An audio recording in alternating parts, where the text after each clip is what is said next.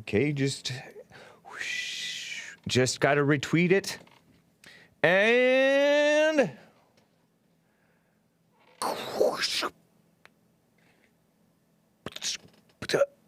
I'm waiting for you.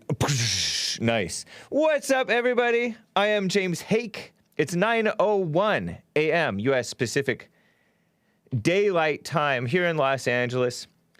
Tuesday, April 6th, 2021. I'm live on TalkStream Live, as well as the JLP Live player / app if you have an iPhone, as well as Twitch, Facebook. Well, I think Twitch, Facebook, D Live, YouTube, Periscope / Twitter, even though Periscope is shut down, and Trovo. Nice.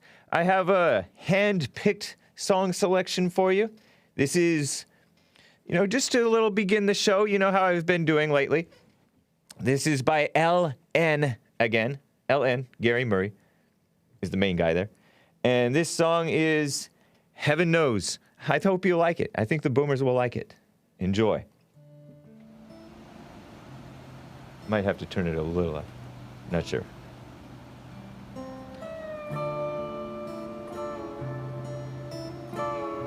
Hake, the stream seems a bit laggy. Hopefully it irons itself out, man. Broke my window last night. So sorry. I like this song. It's chill. Laid the pieces down to see how it used to be.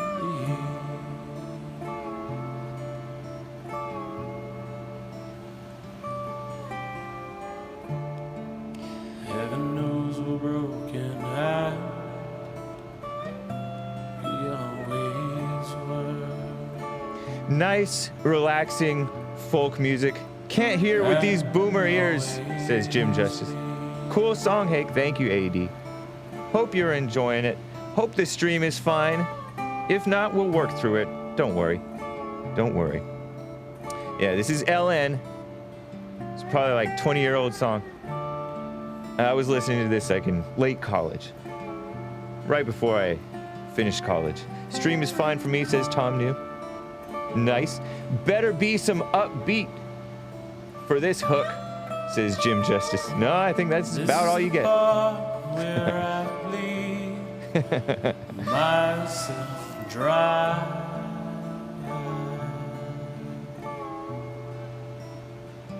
Where I draw the line. Willie Nelson making a country and western Tuesday on Hake 2, says Family 53511. Just one last train rolls by. Hot Computer Smell asks, where does Soul Junk at? That's that hip hop.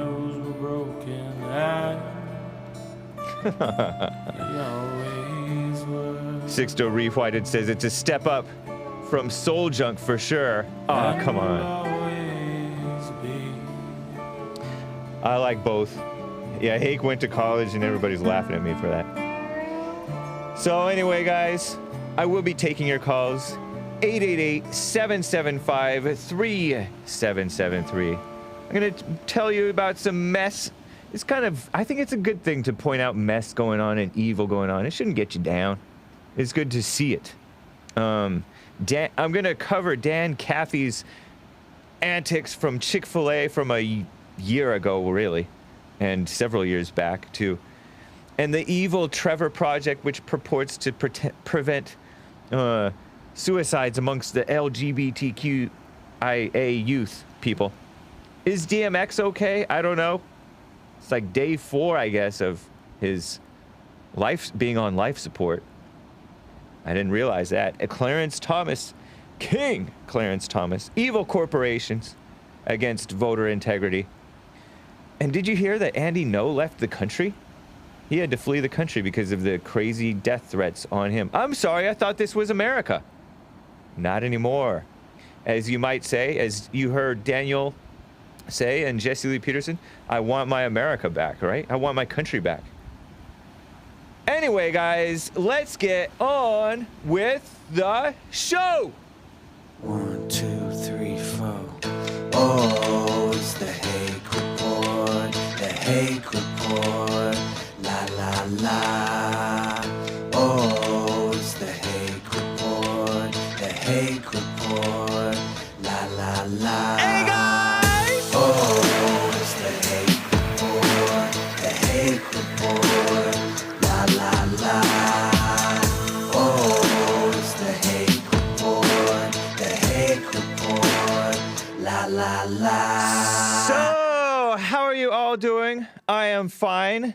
I have some mess of headlines to read to you guys from, Pocket, which I told you about a few weeks back, this app that I used to get to save articles to maybe cover on the Jesse Lee Peterson show from back when I was producer. Well, they're infecting the Firefox browser, as you may know. Firefox is a browser on which you can surf the web, as they say. And when you pull up a blank screen on Firefox, it has Pocket, far left, enemy of America mostly, but sometimes interesting. Media articles. A lot of times it's from the New York Slimes, the failing New York Slimes, enemies of America. Have they ever been not enemies of America, New York Slimes? BBC is evil. It's a British communist outlet. I think it's the main government outlet, right? British Broadcasting Channel or something like that. And Guardian, another foreign, I think, British outlet. Terrible stuff. This headline caught my eye. By the way, somebody asked, how much does life support cost per day? Anyone know? Great question, Take Care Business Bear over there on Trovo. I don't know. DMX, that rapper who goes, what? That's the only word I know. The only line I know in his rap songs. What? He, according to TMZ, he overdosed, which I don't know if that's true, but he is suffering right now on life support, according to the news. I don't know. Sunflower, by the way, says, I can hear my black neighbors yelling at their kids while I listen to the morning shows every day. You guys are not hateful for pointing out this evil. Yeah. Yeah, it's not good. Firefox only recommends beta anti-American, anti-God articles, says AD. Yeah, so listen to this headline. The harmful, ableist language you unknowingly use. And it has a picture of some white men and women talking to each other, or one woman and 3 males. I use the term men loosely in this case. And it's by Sarah Novick. And it's from BBC, and the headline is the section of this BBC, which is British communism. Equality matters. Ableist language. Ableist means you're racist against the handicapped people. Some of our most common ingrained expressions have damaging effects on millions of people, says Sarah Novick, and or the editors of this article. And many of us don't know we're hurting others when we speak. She says, I like being deaf. Oh, she's a deaf. I like the silence as well as the rich culture and language deafness affords me. When I see the word deaf on the page, it evokes a feeling of pride in my community. She has a whole community of deaf people, right? Community usually means your family or a group of families or a neighborhood or a church. But no, they classify a victim group as a community. So when she's reminded that the word deaf has little to do with what she loves most, such as falling on deaf ears, that's a negative thing, right? When you're saying something that falls on deaf ears, that means they're not listening to you. Or the term dumb for unable to talk. Making a dumb choice is bad. Or turning a blind eye to a problem. Acting crazy. Oh gosh, crazy is considered ableist language. I didn't realize that being crazy was a handicap. I thought that it was just a messed up mind. Anyway, that's one example of the mess that they push. And they're trying to force people to be all emotional and cater to people's emotions in this way. How about just be normal? I think that that's more offensive when you're trying to cater to people's emotions. Here's another one, and I have actually this picture from it.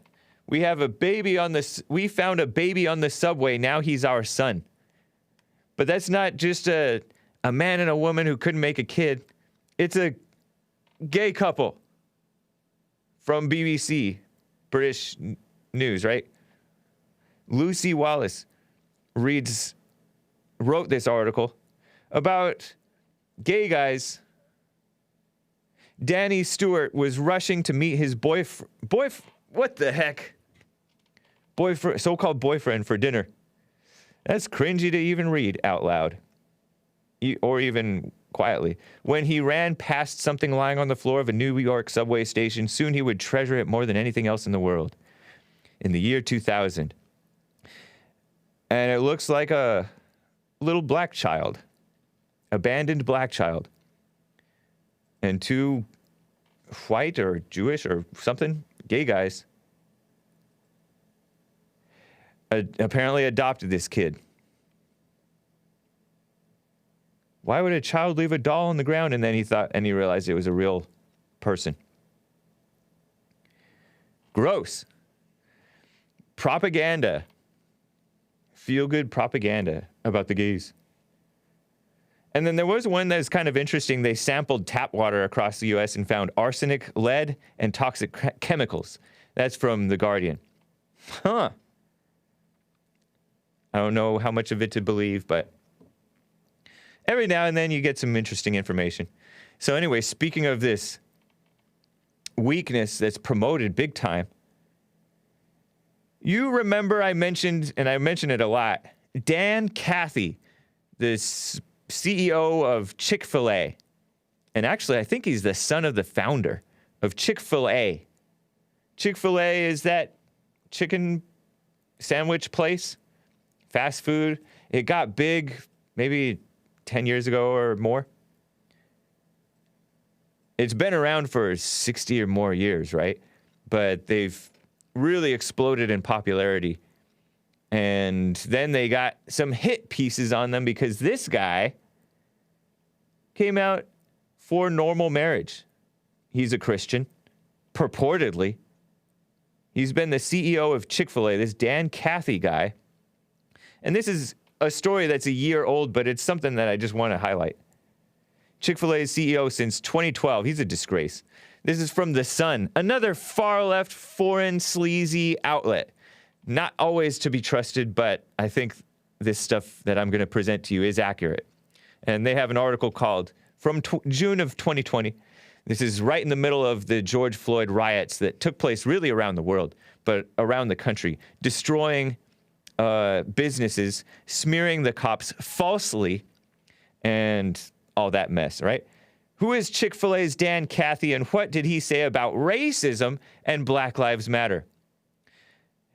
He wrote a LinkedIn post. LinkedIn is that thing that you post basically your online resume, and you connect with other people. It's like a professional's social media outlet, and you can post blogs. So he posted a blog called Use Your Power and Influence on June 2nd, 2020. Just a few days after the George Floyd mess, George Floyd being the black guy who the knee was on his neck or shoulder blade. Which is it?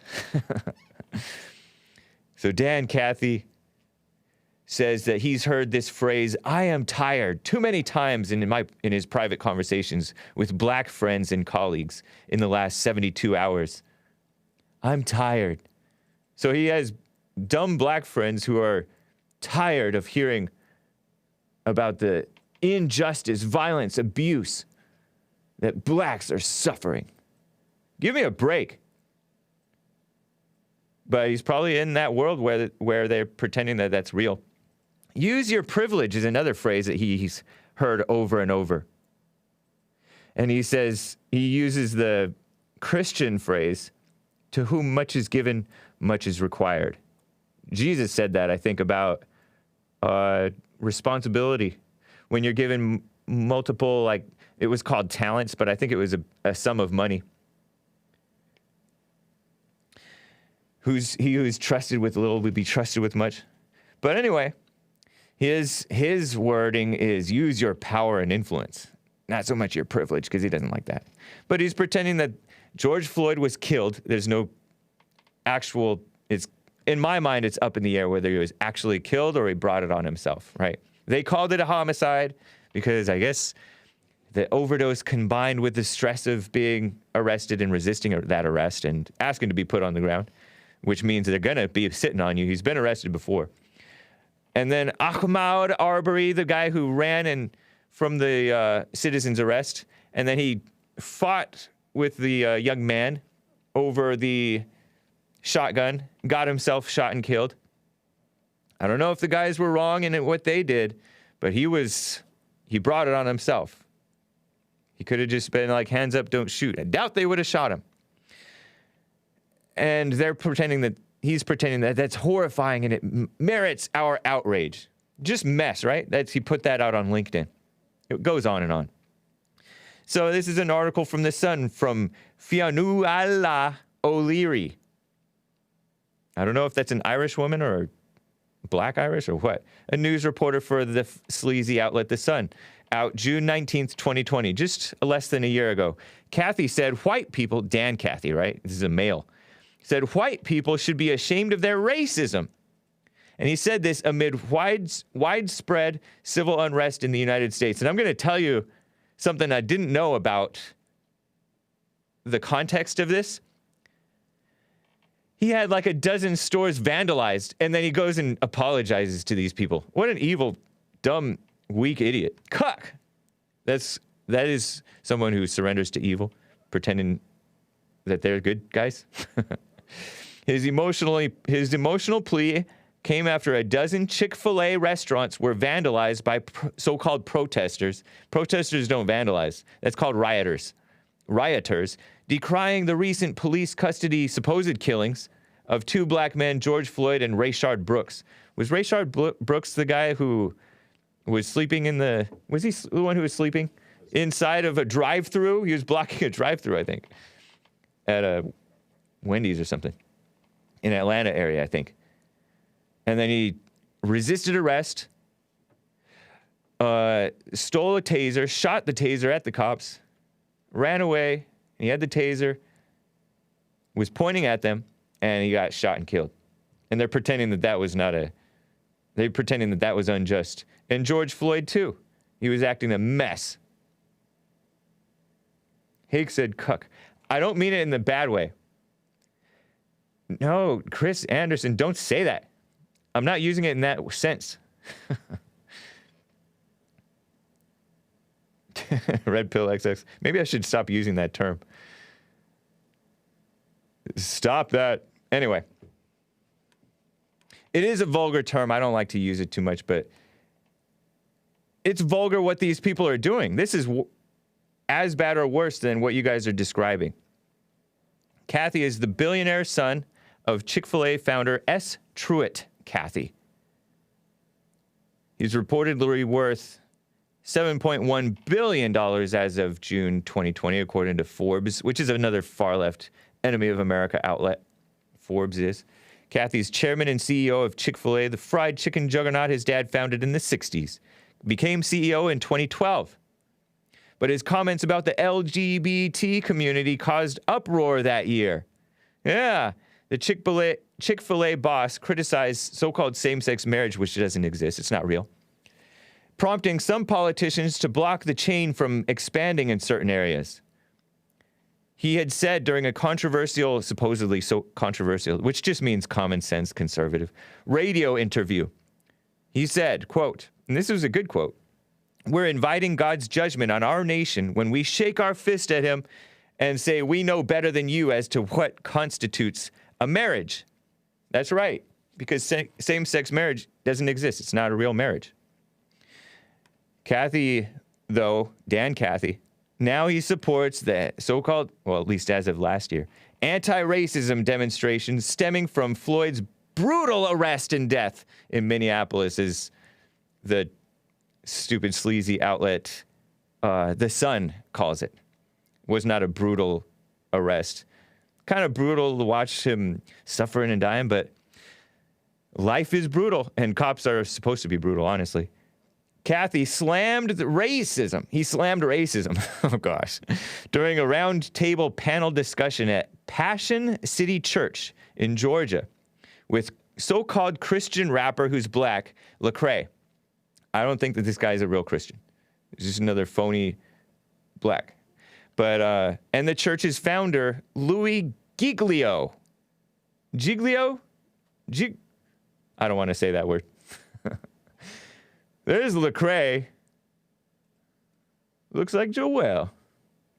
Oh, we miss Joel. Joel who? Joel Friday. Good riddance.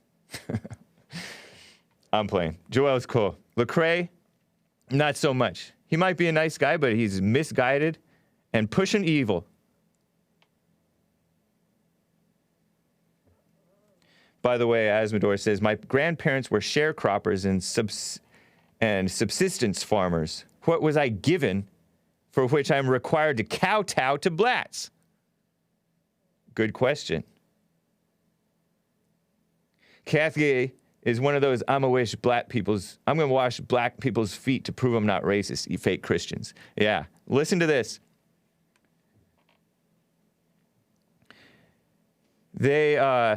Dan Cathy began, according to The Sun, and by the way, this church's founder, Louis Giglio, I don't give him a pass either. He should have spoken up because that's a disgrace. A founder of Passion City Church in Georgia. And he let this happen. Embarrassing. Cathy began, according to her, this writer for this article, polishing Lacrae's sneakers during the recorded talk. This happened 2 days after Rayshard Brooks was shot at a Wendy's parking lot by an Atlanta cop after falling asleep in his car and failing a sobriety test, but also resisting arrest. She left that part out. And shooting a taser at the cops. She left that part out. Cathy said most white people were out of sight, out of mind, oblivious to racial injustice. Oh, no, we're not. We know that it's an attack upon white people. Every white person knows this. And every person really knows this, if they're paying any attention at all. His comments came after the Chick-fil-A boss shared an emotive LinkedIn post on June 2nd titled, Use Your Power and Influence. That's what I just mentioned, right? He said, our silence is so huge at this time, he told Lacrae and Giglio. We cannot be silent. Somebody has to fight, and God has blessed our city. And I guess he's talking about Atlanta. But it's shameful how we let things get so out of whack. Cathy said conversations with his employees, including at the corporate office, unearthed conscious and unconscious biases. Boring. That's pathetic. It's not Christian. He said this made black staffers feel like they weren't treated with honor, dignity, and respect, he said. Cringe. We as Caucasians, this is a quote, until we're willing to just pick up the baton and fight for our black African-American brothers and sisters, which they are as one human race, we're shameful, he said. Cringe. We cannot let this moment pass. Any expression of a contrite heart, a sense of humility, a sense of shame, a sense of embarrassment, he added. Who should be embarrassed but the blacks who are rioting over these thugs? Or protesting, or smearing the cops, or feeling like, I'm tired. When this isn't happening to them, it's happening to other blacks. It's not them themselves, but they have a false identity with other blacks. An apologetic heart. I think that's what our world needs to hear today. So he washed the guy's feet. And look at the guy's face when he's washing his feet. I have a picture of one of the pictures on there. It shows Lacrae having like a smirk on his face when Dan is down on his knees. Bald-headed Dan Cathy, down on his knees. Grown adult boomer in front of I think Lacrae is either a millennial or maybe Gen X. Maybe. But he's probably a millennial, like my age, give or take. Or Chris's age, give or take even. I don't know. And look, Oh my gosh. Anyway, Cathy's fast food chain, by the way, Chick-fil-A, apologized last year for a viral photo of an employee wearing a Back the Blue shirt. Excuse me, Chick-fil-A, I thought you were a Christian company. I thought you supported cops. Back the Blue shirt. They apologized for that. In other words, if you support liberals, you're fine. If you support conservatives or decent people, you got to apologize. The slogan T was not even a Back the Blue Cops t-shirt. It was actually support of a local football team, and the image itself, the photograph itself, was several years old. But no, the lynch mob got the squeaky wheels, got the dumb restaurant chain to apologize. I thought they were a Christian outlet. I thought they were a Christian restaurant chain. Exactly, Triple Baconator. That's that word again that I will try to stop repeating because some of you have a bad connotation with it. Speaking about the vandalism of his restaurants after Brooks' death last week, CEO Dan Cathy said his plea would be for the white people. What?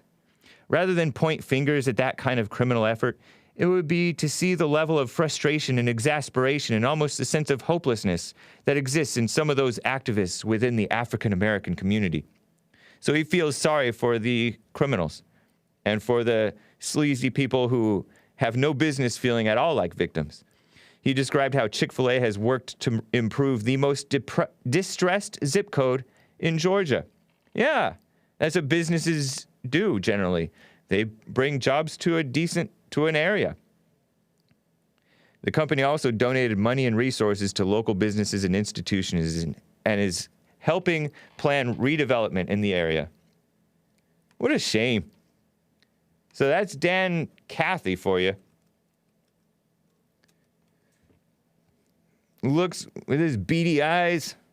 What a mess. Embarrassing. By the way, he plays trumpet. And looks like a fun person, at least around kids, but he needs to grow up. Horrible, contributing to the destruction of America. Asmodor gave a super cap on trovo.live/the Hake Report and said, Chick-fil-A backed off of support of traditional marriage, and that's true. They said, we don't want to deal in politics. That's not politics. That's right versus wrong. And now they donate heavily to Planned Parenthood and LGBT charities. Is that true? Most people still support them without knowing this. Yeah, you have the connotation, Chick-fil-A, Christians, they're not for the gays. Therefore, they close on Sundays, which means they're Christians. Nope. Cowards. You know, another supposedly Christian or Catholic food chain, local to Cali, maybe a little bit Arizona, maybe Nevada, I'm not sure. In-N-Out has kind of avoided that type of controversy, probably because they don't make any stands at all. That's my guess, though. In-N-Out. In-N-Out burgers.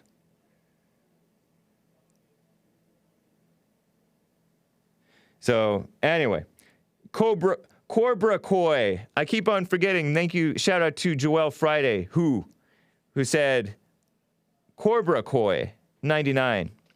I was pronouncing it Cobra Koi. Cobra Koi 99 gave us Trovo colorful chat. Said, I want my country back. Yeah. I totally agree. I just had to cover that to remind you guys because... Hake, you are not a Christian, says Top Oracle. What do you mean?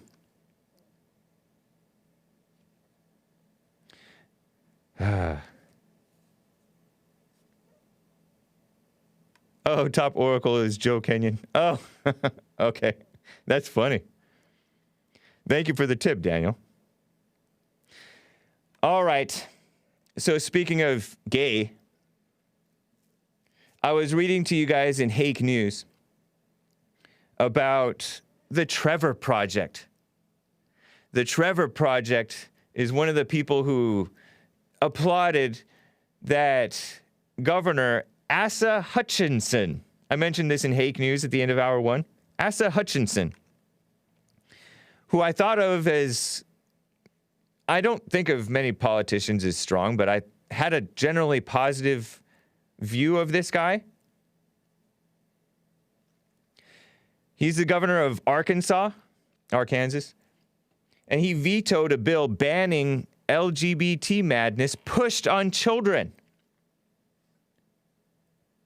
Is it Asa Hutchinson or Asa Hutchinson? A-S-A. Asa. Oh, thank you, Nick. Okay. Asa thinks that according to Ermias, thank you. Asa thinks that it violates doctors' and parents' rights to abuse kids to ban this transgender madness on the children. Here it is. Arkansas Governor Asa Hutchinson just handed the LGBTQ plus people, according to the skim, a so-called community, a small win.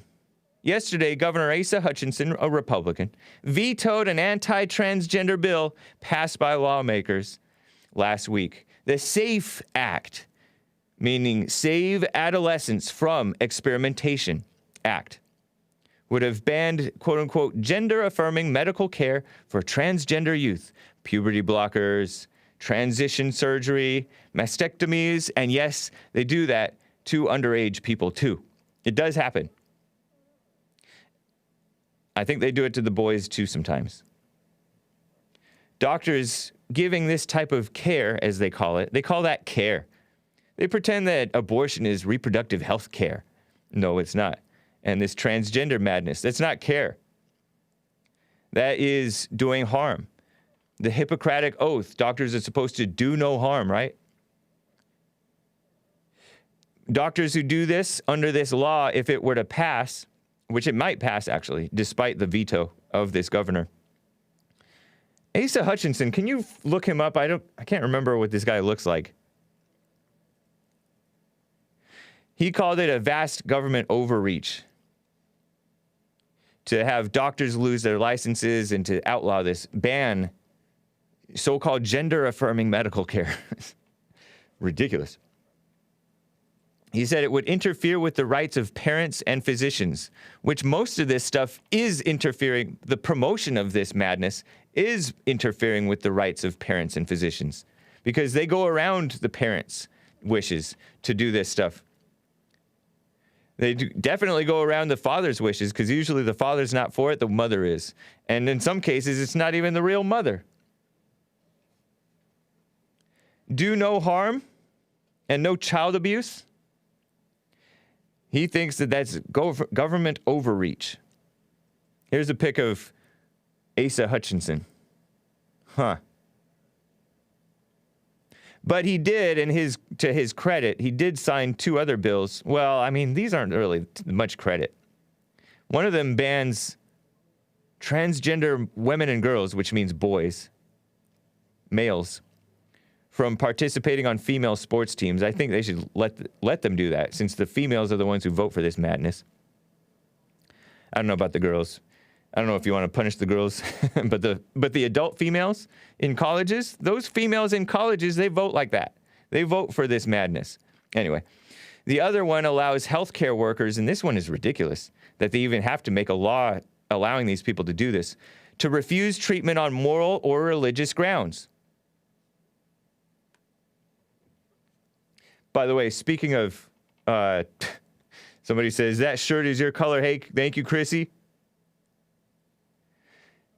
This shirt is REI, which is a co-op, which is, I heard from one of you guys in the chat previously, it's communist.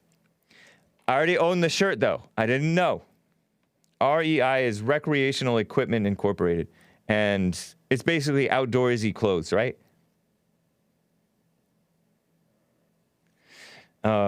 So I didn't know. I like the color, too. Thank you, Chrissy. Don't blame me, and don't start seeing me wearing REI and start buying REI just because you see me doing it. I don't know. you can call in 888-775-3773. But anyway, the evil Trevor Project called the veto by Asa Hutchinson a huge victory for transgender and non-binary children. They pretend that they're caring about children. And I was like, it's Trevor Project. Why do I recognize that name? Well, back in like 1998, these three people, one of them's dead now. He died at age 48 of like heart disease or something in Beverly Hills. And one of them is a male who calls himself Chelsea or something. They purport to want to stop LGBTIQ youth from committing suicides. And their solution is not to cure them from the LGBTQIA madness because they promote that. They want the children to be fully immersed in the delusion of LGBTQIA and then pretend that they are that they're going to save them from suicide. It was founded by James Lesesne, who as of 2020 goes by Celeste Lesesne. He's like 66 years old and calling himself Celeste. He had a great name, James, but not every James is James the Good. Anyway, Peggy Rajski and Randy Stone, who's died now. The Trevor Project. And in 1998, they came out with this evil movie, a dramedy, that's a drama/comedy, about this like 13 or 14-year-old little gay boy, homosexual, who he tried to commit suicide and then he didn't end up committing suicide. But they premiered it on like HBO and it was put out by that evil woman, Ellen. I didn't know that Ellen was around that long, ever since the late 90s. Ellen DeGeneres, her stand-up days. I didn't know she did stand-up. That makes sense. Yeah, she promoted this, and HBO. I told you guys, I don't know if I have told you guys, all Jameses are not equal. Exactly, A. Owens, thank you. But Ellen and the HBO has been promoting this evil degeneracy since the 90s. HBO I think of as a movie cable channel, right? From back before, we didn't have cable growing up, cable TV. I knew that cable existed when I was a kid, but we did not have cable because we weren't spoiled. We saved our money. And anyways, just degenerate stuff that's on the cable stuff anyways, right? The benefit of cable was you didn't have commercials, but now cable has commercials because you pay for cable. But now it has commercials. Yeah, I mean, Ellen is kind of old, but I didn't think that she was pushing this stuff. But that's HBO, evil. Project founded in 1998 in West Hollywood. Where else but West Hollywood? That's the extremely homosexual area. It's so homosexual and LGBT that they have the parades up there. I'm pointing up there because it's up the street 2-3 miles. They have rainbow crosswalks. Rainbow not as in God's promise, as in LGBTQIA madness. Oh, no, it was in 1994. Academy Award winning. See, the Academy Awards, the Oscars. Film Trevor, short film Trevor. About a gay 13-year-old boy who, when rejected by friends because of his so-called sexuality, makes an attempt to take his life. Scheduled to air on HBO in 1998. And then a whole bunch of young viewers were trying to call into some hotline, right? And they realized they didn't have a gay suicide hotline, so they started one for suicide prevention. Suicide is not the answer, but staying in the gay is not the answer either. But they want to promote that, so they swoop in with their false solutions. That's the Trevor Project. It's terrible. Suicide. And they're promoting people being depressed. Just listen to the music that is including some of the stuff that I've been playing. LN, that's like fugazi type stuff. Sounds like Mazzy Star or the Jesus and Mary Chain, not the Jesus and Mary Chain, like My Bloody Valentine. All this miserable music. Nirvana, he committed suicide, right? Or was he murdered? A whole bunch of people committing suicide. And recently, suicide. Some speculate that he was murdered by Courtney Love, the Nirvana guy. I think he was a dumb liberal. Liberalism, not good for you. The LGBTQ madness, not good for you. But they lie and say, oh, it's because of bullying and rejection and stuff. Well, yeah, I mean, people with common sense to know it's wrong. Sometimes they don't know how to show actual love. So that can add to the issue. But actual love is not going along and pretending that this is right. It's terrible. Speaking of miserable people, and is there much difference between suicide and an overdose? DMX, I don't know. I hate to say that he overdosed just because TMZ said it, and TMZ is not a really reliable source. But they say that Chester was murdered because he was going to expose the pedophile rings. Chester Bennington, the guy who said, in the end, it doesn't even matter. Kurt Cobain was not murdered. He committed suicide. He wore dresses. Yeah. Sick stuff. And his music was terrible. Not terrible as in bad music, but the misery was apparent. And the appeal was because the people were miserable too. Awful. Anyway, DMX is I don't know, is he gonna make it? DMX, that rapper who said, I'm slipping, I'm falling, I can't get up. And to this day, he can't get up. What a shame. I think Epstein may well have killed himself. Just a side note. Podesta's son, Linkin Park? Was he Podesta's son? Hake needs a smack of reality. Love you, though. Harry Styles wearing dresses? Yeah, all those people. Can we expect the same outcome for him? No, don't wish that on him. Wish him well. If he does, he does. As the base Russian said, if he dies, he dies.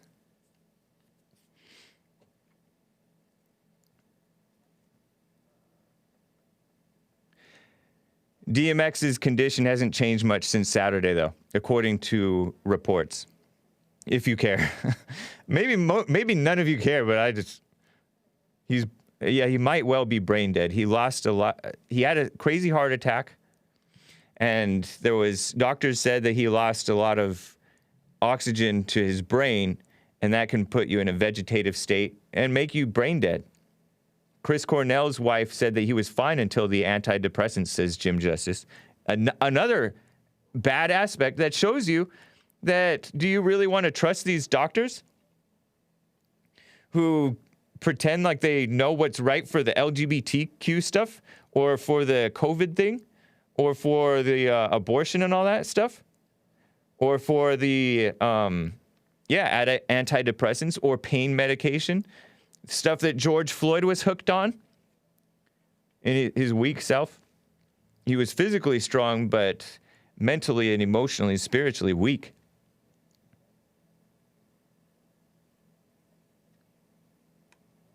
It's terrible.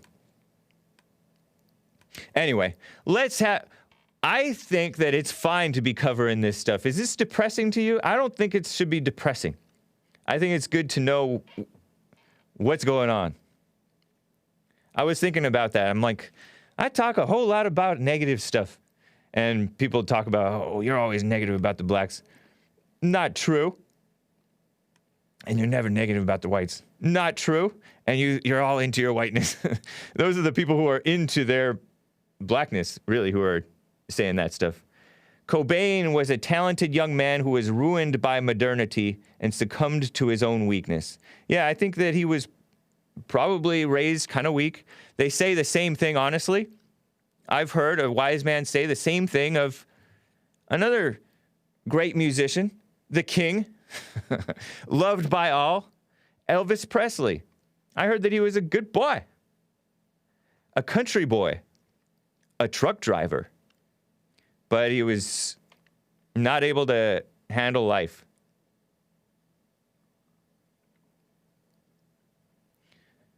And he was on drugs, I think, and on women like crazy. And he got fat. What a shame. Terrible shame.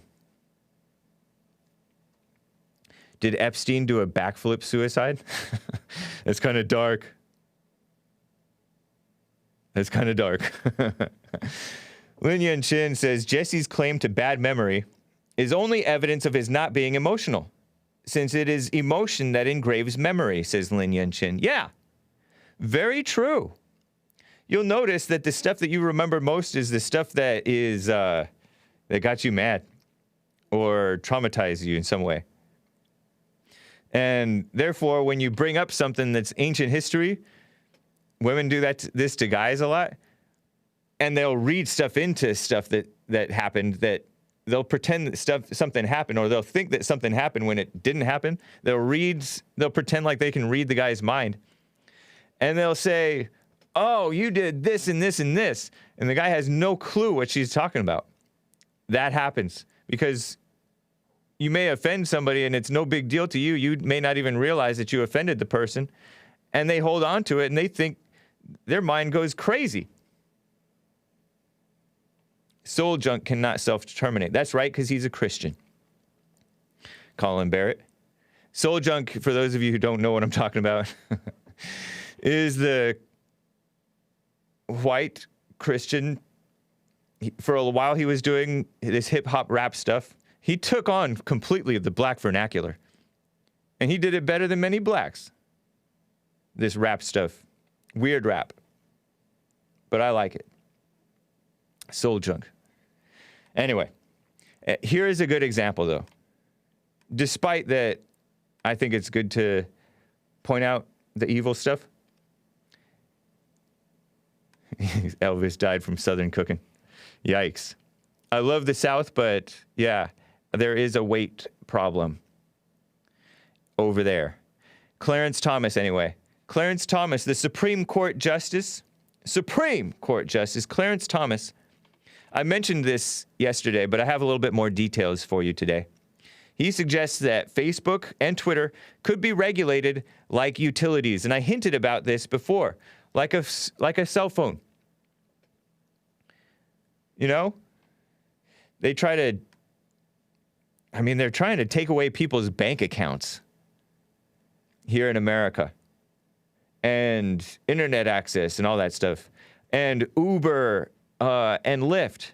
Remember that woman who grandstands and makes a mess and tries to do antics to go viral?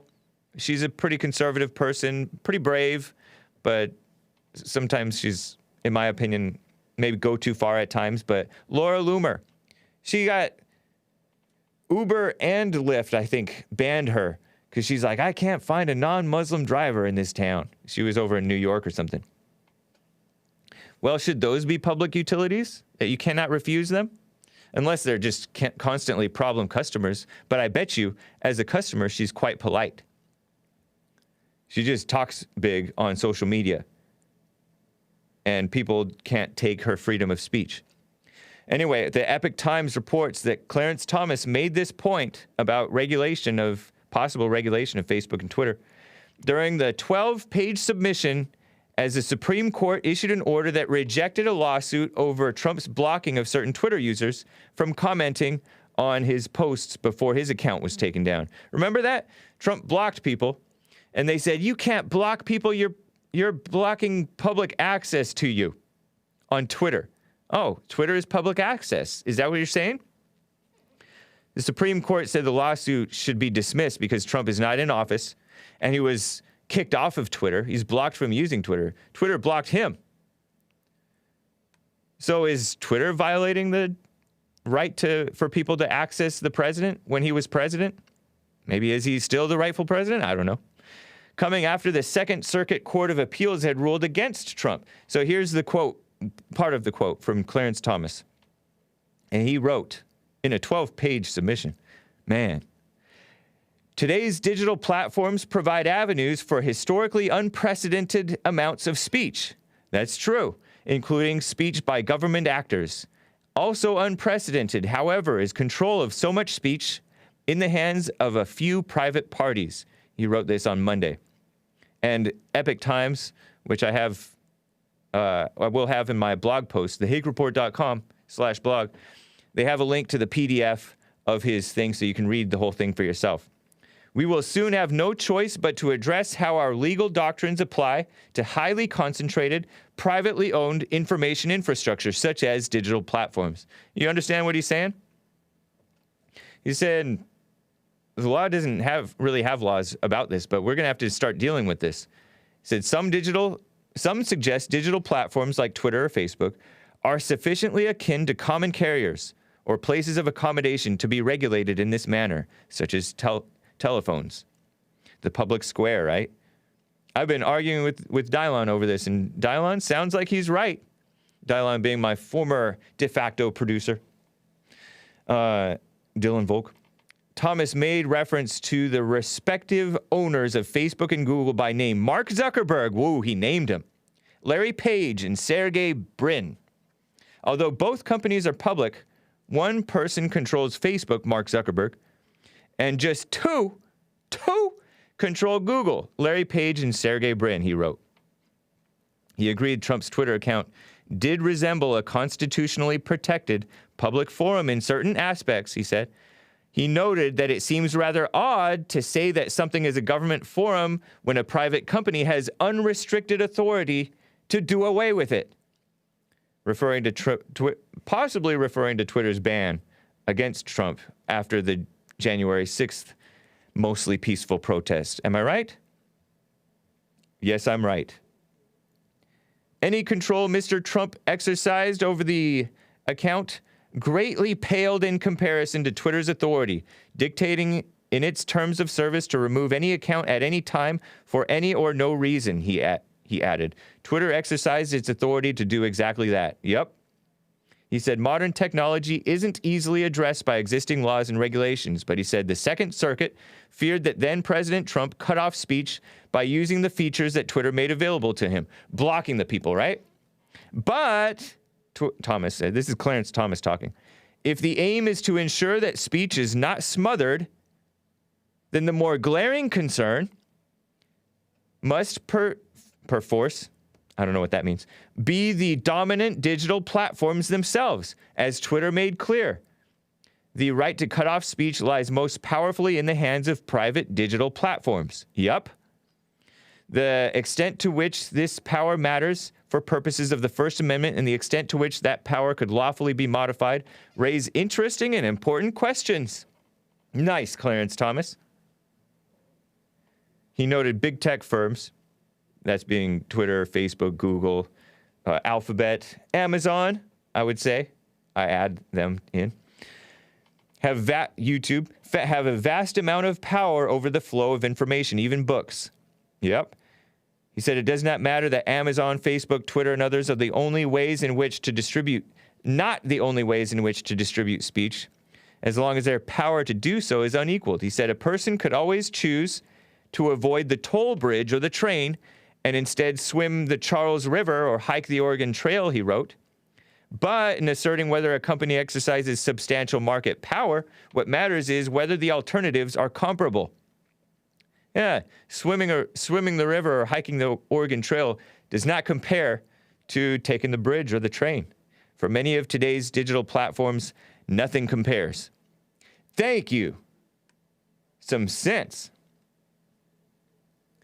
Very nice. Justice Clarence Thomas, a true justice. And he's black.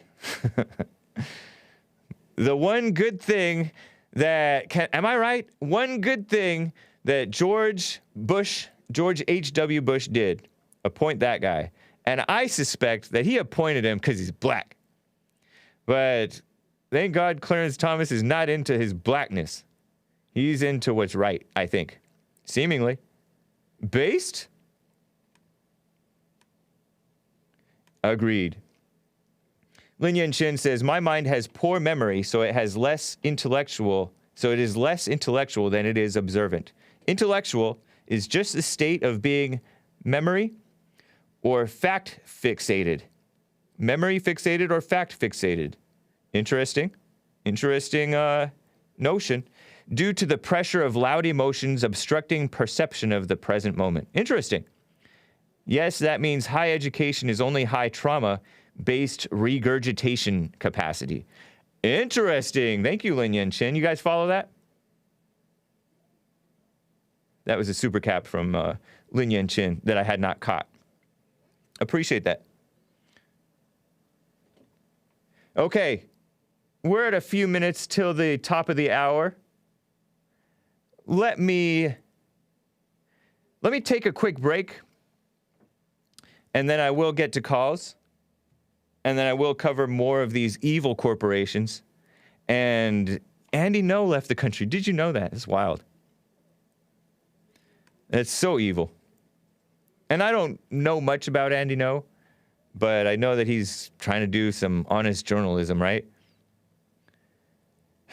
Anyway, and he's a kind of an American, I think. Maybe an anchor baby. Or maybe he was brought here as a little kid. Anyway, guys, I'll be right back. We're going to play a couple of minute song here. This is LN again. L as in love, N as in Neptune.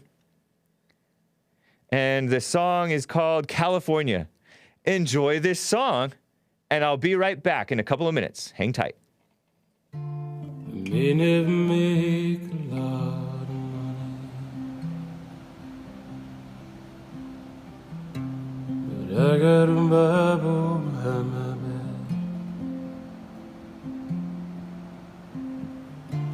and things get hard to still remember.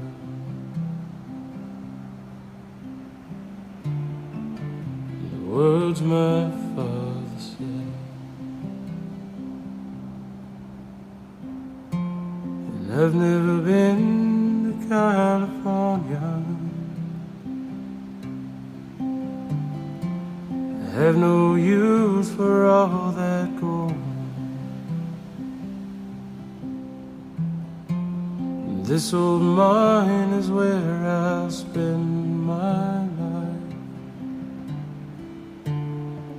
until Jesus calls me home.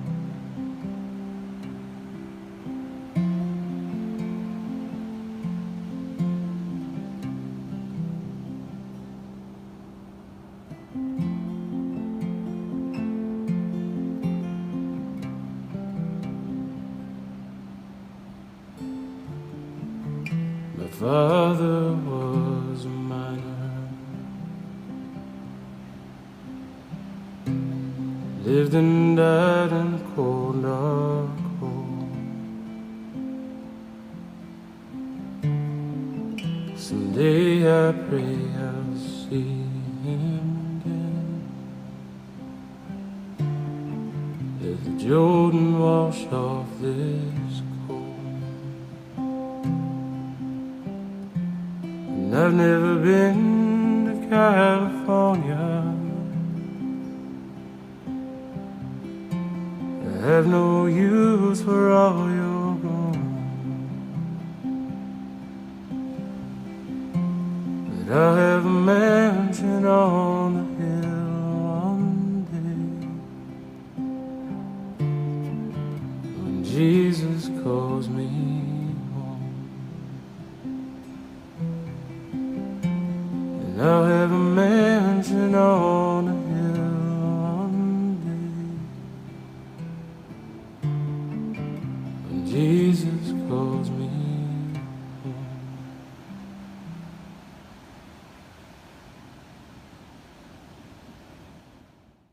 Derp Fron says, whoa, trash tune, muted. And then he said, LOL.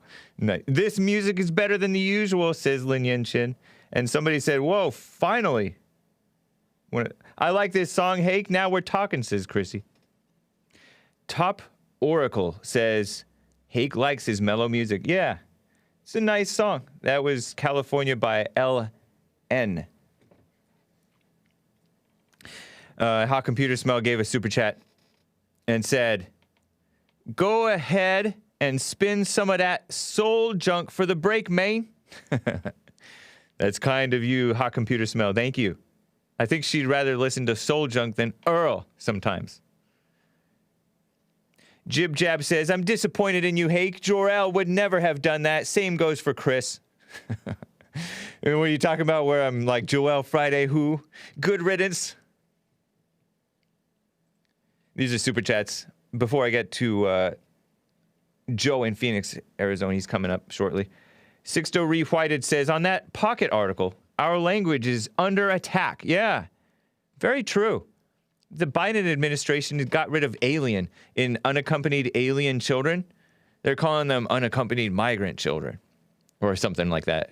And they're not even children, honestly. They're minors regarding these illegals who are streaming across the border to this day. He said, our language is under attack, Sixto Re-Whited says on streamlabs.com/The Hake Report. To this day. Borders, language, culture. What is a nation without those? Yeah. And Antifa, right? Outright anti-American. They say no borders, no walls, no USA at all. They like their chants. What is a nation without those? Yeah, as Trump said, we don't have a strong border, we don't have a country. We don't have honest elections, we don't have a country. We need to stand up now. Or he said, we need to stand up now before it be too late. Thank you, Sixto Re-Whited. Someone said before the show, Hake is poisoning our minds with liberal news/agenda. What the? He doesn't get the evil needs exposing? Pray for that poor fool, whoever he is. Yeah, somebody else said I'm promoting globalist propaganda, something to that effect, because I'm reading CNN stuff to you guys. I know. I kind of like reading it and then analyzing it, I guess. How come the White House, asks Hot Computer Smell, YouTube channel is hiding dislikes and disabling comments? Trump didn't do that. Could you say they're guilty of the same thing that they accused Trump of on Twitter or worse? Yeah. Because Trump blocked only the most obnoxious of people, right? Because there were a lot of haters. And Twitter propped up the hater comments and suppressed, according to an independent journalist who I think works for the Post-Millennial. He's like another Asian guy. I think he lives in another country. According to an analysis that one of these guys did, one of these independent journalists, most of Trump's replies were positive, pro-Trump.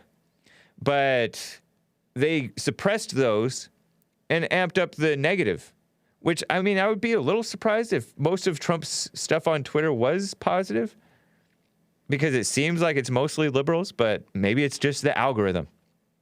I don't know. Yeah, I think so, though, Hot Computer Smell. And I didn't realize that, but the YouTube is not suppressing my dislikes. I see 2 dislikes, at least 2, on my YouTube video right now. My live stream here. I'm streaming on YouTube and various other places, right?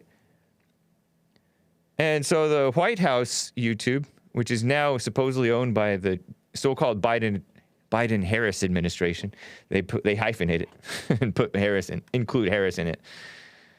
I don't know. Not good. They are dumb. Anyway, thank you guys for the support. Hopefully I'm not missing anything over there on Trovo. How come there's not a Christian version of Slayer? Asmodor asks the Hake Report. I'm not even sure how Slayer sounds, but I know that there was a group called Striper that made it big. I didn't really listen to them. I listened to Petra because it was my older brother. Listened to Petra. My oldest brother, actually. Listened to Petra. Petra means rock.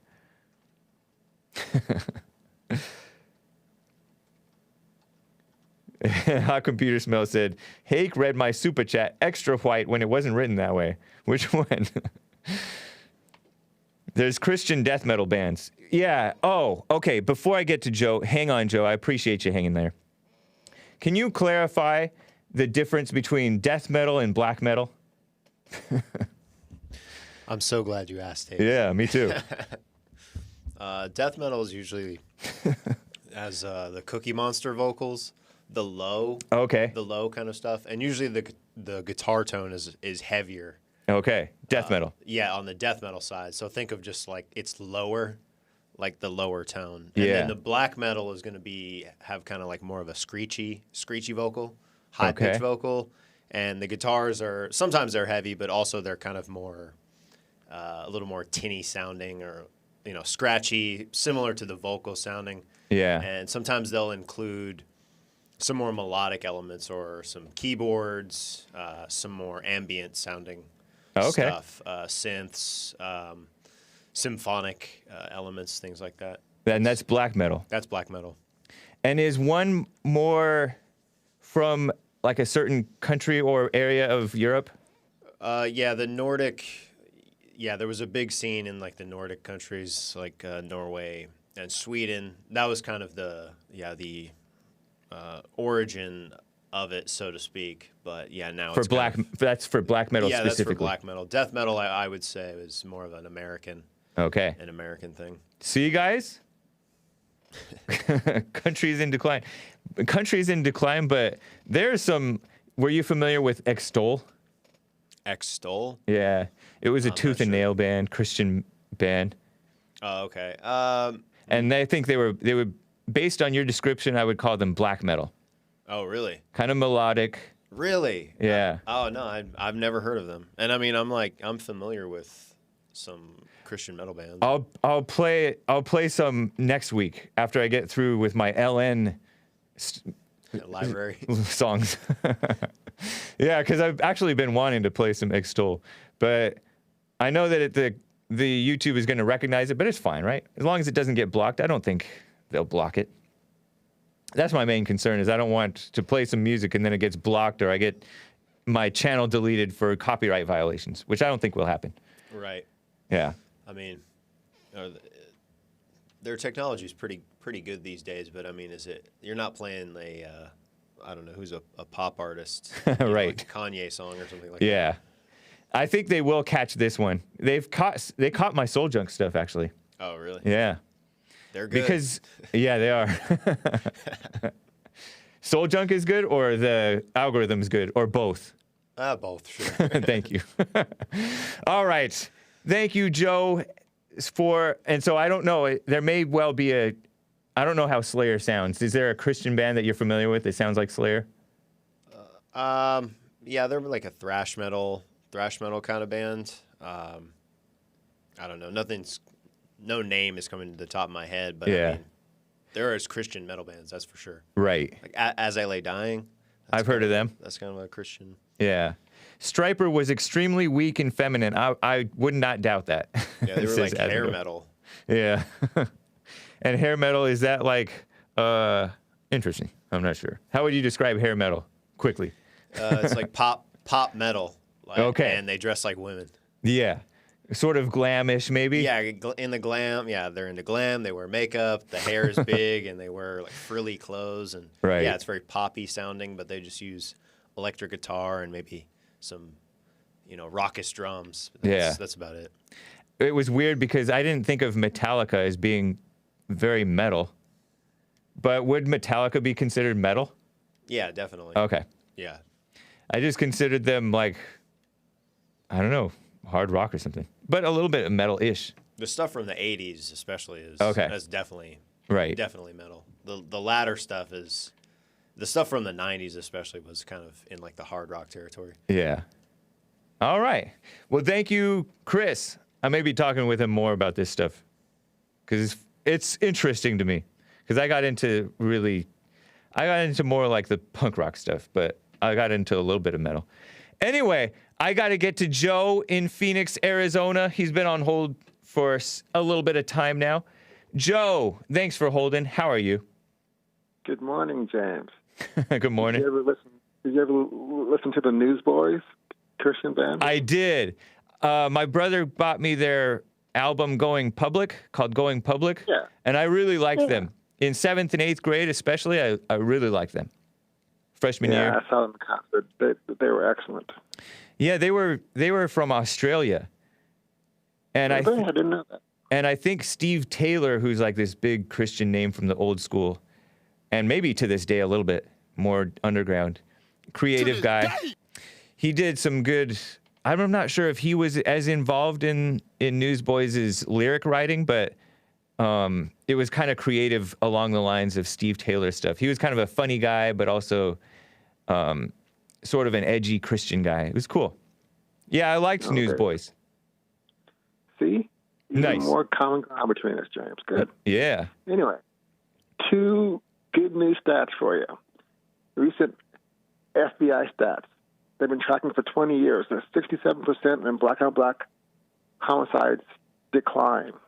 So good news. So progress is being made. Over the course of 20 years, a 67% decline, yeah. Okay, so that means like, for example, in a city, and you're talking about the nationwide. In a city, there used to be during the so-called crack epidemic, late 80s, early 90s, right? Last 20 years. There would be, the 20 years. Okay, so since the year 2001. I guess. Wow. Okay, because I know that during the 80s and 90s, there would be like over 1,000 murders in a big city like New York or LA. 800, 900, 1,000, maybe even like 1,200 in some cases. I'm not sure. And over the course of a year, yeah, over the course of a year. And then they cut it down to like sometimes as little as like 300 or 500 or 600. Mm-hmm. And so, yeah, I think that's believable. It's trending in the right direction. Yeah. And then there's the DOJ report released in 2017. It says that violent crimes committed between 2012 and 2015, 22.7% were committed by black criminals, and 63% of those were committed against other black folks. In comparison to 44% of all violent crimes committed by white criminals, 57% of which were committed against other white people. So numbers are fairly close, but let's hope they keep trending down. So there is good news. There is progress being made. So we got to keep leading by example. What in your mind is brought that progress, or do you know? I would only be guessing, but I know there's been a lot of grassroots groups that are taking responsibility in the cities. I know here in Phoenix, I do a lot of work with the Urban League, and there's a lot of work that's being done with the youth that are in gangs and getting them out of gangs and on the right path in terms of jobs and entrepreneurship and school and morals and values and doing the right thing. So nice. I think we're seeing that.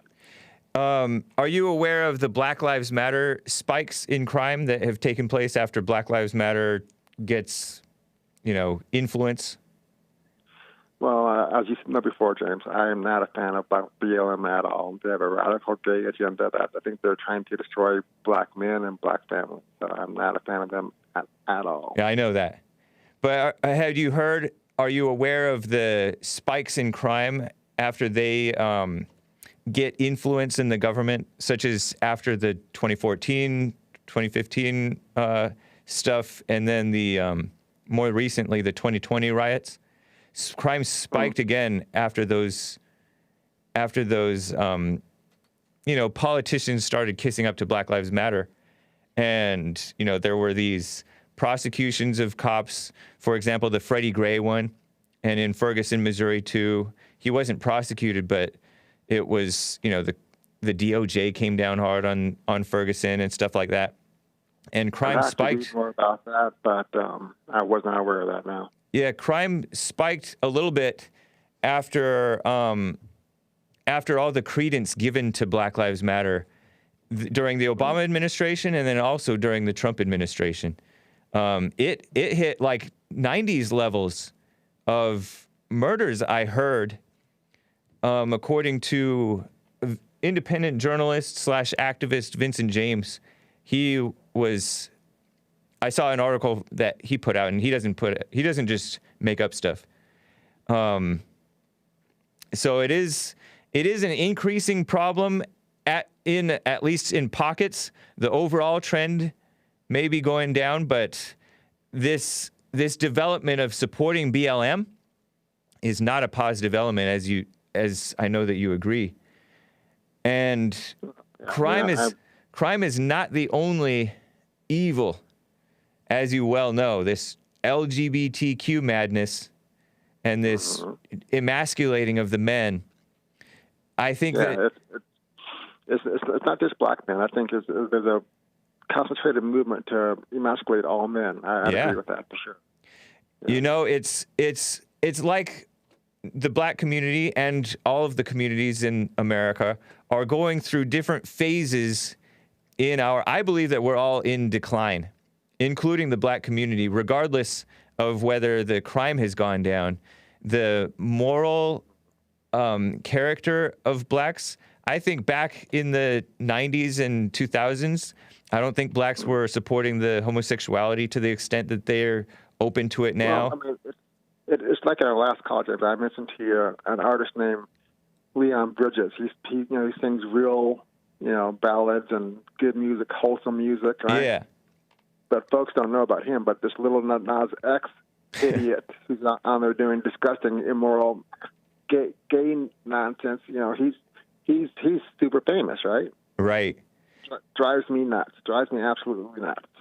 And that's I know that there are other groups, who are supporting that stuff, who are propping up Lil Nasty X and these other guys, but it's also blacks who are supporting them, and it's like too many of them. I don't know about that. But I've heard of Leon Bridges. He gets radio play, right? Oh yeah. And he gets on I think he's been on a car commercial or two. Some of his songs. He's nowhere near as big as like the little. He's not pushed up the way he is, though. Yeah. All right? And that drives me crazy. One thing about the Urban League, I don't know a whole lot about the Urban League, but we've had guys from the Urban League speak at our. We've had that Jesse Lee Peterson has held town halls here at Bond and elsewhere. And one thing that I notice about the Urban League guys, although if what you're saying is true about the positive example and being responsible and all that stuff, those are good things. But it's a little bit like, I don't want to be too harsh, but it's a little like this Trevor Project thing where it's good to lower suicides. I don't think that the gays should be committing suicides, the kids, or the transgender so-called kids. It's not a good thing to be committing suicide, but it's also not a good thing to be promoting being into that LGBTQ stuff. And so my concern is that the Urban League and some of these black groups encourage being into the black thing. Okay, hold on. First of all, each urban league, group in cities, they operate independently, right? And anyone can be part of it. In fact, our urban league here, James, is very diverse. We have actually almost as many white folks as we do black folks in the urban league here. So it's not just about being into the black thing. It really isn't. Okay. And it's white kids too? Oh, absolutely. Okay. In fact, we sponsor, and I know you're not a golfer, but there's a program called the First Tee, which is all about morals and values and as well as golf. And we have more white kids than minority kids in that, and that's something near and dear to my heart because I'm a big golfer and I do a lot of teaching with that. And I mean, the whole curriculum is all about being a good citizen and upstanding and morals and values and caring and all those things. So it's great. Interesting, but it's not just the fact that that some of these organizations may be centrally controlled, because to me it's not a conspiracy that people are getting sucked into these false identities of, but it's a culture. The whole culture, including whites and blacks and everybody, have a culture of catering to and kissing up to blacks and believing in this victimhood thing to the point where it's debilitating the kids, because they're not. Did you hear that call about that 6-year-old girl on the Jesse Lee Peterson show? No, I missed it. Okay. It was terrible. I was just saying that I think that that's what Hollywood and TV wants to push.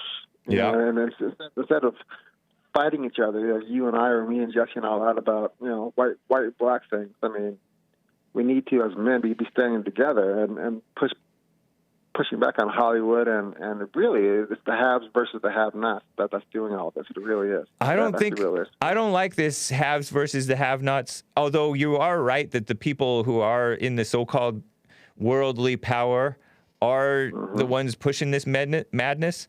But it's funny, Daniel says, I mentioned my 2 dislikes and my dislikes went to 8. What the? Chris disliked it. No, I don't know. I think it's good versus evil.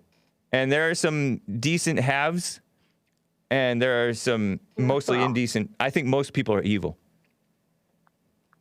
Well, you and I have never really delved deep, but I'm telling you, the Federal Reserve is where all the power is. It's not the president, it's not Congress, it's the Federal Reserve.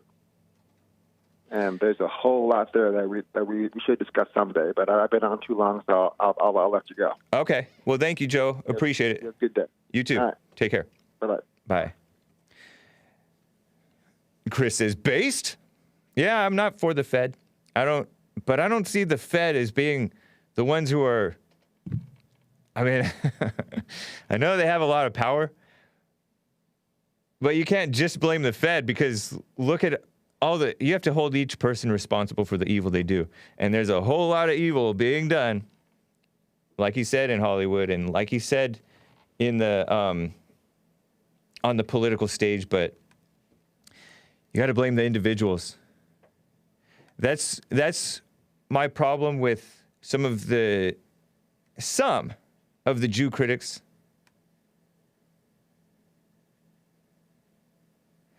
Because, they mix us up together and see if we fight, basically, right? And that's true, but you got to blame the people who are fighting, too, and falling for it. The ultra-wealthy claim to be the woke, eat-the-rich types and set the poor against the middle class while staying above it all. Yeah, that is so true. And Tucker Carlson, I played a clip of Tucker Carlson's speech at CPAC of all places. Towards the very beginning, he's like, Black Lives Matter is attacking not the super rich people, not the real bad cops, the FBI. They're attacking the beat cops and the police precincts, the local police precincts, who are not the primary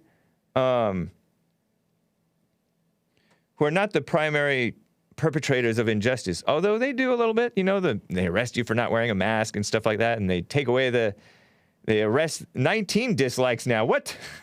17? Dang, this is definitely Marcus Jones. It says Red Pill XX. That's funny. I'm flattered if I have that many haters, but probably it's just a really energetic hater who has a bunch of accounts, like Marcus Jones. 21 fake accounts Marcus Jones has. But Tucker pointed out that look at the organizations supporting Black Lives Matter. The worst organizations, the most oppressive to freedom organizations, some of them, that you can think of. The very same ones who are against this voter integrity Act, Google, Apple, Facebook, Twitter, Uber, Lyft, and on and on and on and on and on and on and on. And that brings me to these companies, evil corporations. And I call them evil because of what they're supporting, what they're not standing for. They're cowards. This is from Newsweek. It came out almost a week ago, April 1st, 2021, a full list of the evil companies that have advocated against Georgia's new voting law. Georgia, as you know, many of us felt like they had voter shenanigans, election shenanigans. And so some of the legislature is trying to bring in some election integrity. Governor Brian Kemp, who did not really stand with Trump during the election fight, Georgia governor, he signed the bill SB 202, Brian Kemp, last week after it was passed, 2 weeks ago probably now, right? After it was passed in the state's Republican-led legislature. The bill came in response to widespread claims of voter fraud, Newsweek writes, despite officials in Georgia and across the nation saying there was no evidence of such fraud in the 2020 election. Well, they didn't really look. They didn't really look at the evidence in many cases. The new law limits the number of mail ballot drop boxes in the state, lessens the time that the residents have to request an absentee ballot, requires the residents to provide a photo ID when casting their mail-in ballot, and makes it a misdemeanor to give money or gifts, yeah, they have street money, as well as food and drink to voters waiting in line. Nice. Additionally, the law takes some authority away from the Secretary of State in the local election officials in Georgia. Instead, the legislature, which is constitutional actually, the state legislature, will elect the chair of the election board instead of appointment by Secretary of State and replace the election officials with its own appointees. I have a picture of this guy, Ed Bastian. Ed Bastian. Bastian? On Wednesday of last week or 2 weeks ago, I guess. Maybe it was April 1st. I'm not sure. April 1st, was that a Wednesday? No. April 1st was Thursday. So last week, yeah, Ed Bastian, CEO of Atlanta-based Delta Airlines, issued a memo calling the bill unacceptable. Look at this guy. He's unacceptable. He looks so goofy, and he looks kind of creepy because he's underlit a little bit. This guy, listen to how he talks. And he issued a memo, CEO of Delta Airlines, calling it unconstitutional. This is him talking, or he wrote.